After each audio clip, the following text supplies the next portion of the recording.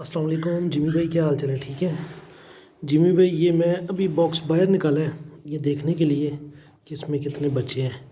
ये माशाल्लाह से रात को, आज की दिन में रात को बाल अभी देखे काफ़ी सारे पड़े हुए थे, ये आज रात को इसने दिए हैं। माशाल्लाह से ये फीड कराई हुई है बच्चों को। माशाल्लाह माशाल्लाह, अल्लाह की शान।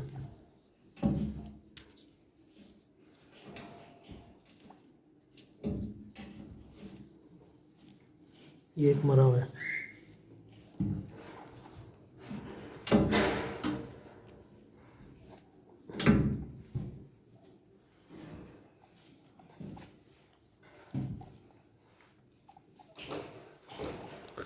माशाल्लाह जी माशाल्लाह।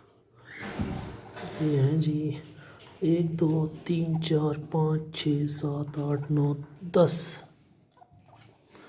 जिमी भाई माशाल्लाह से जी। ये 10 बच्चे टोटल इसने 11 दिए।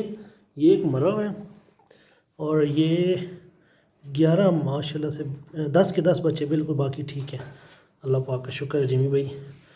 और ये मेरे भाई, इसका मेल है और ये फ़ीमेल है हमारी, इसने अभी बच्चे दिए हैं।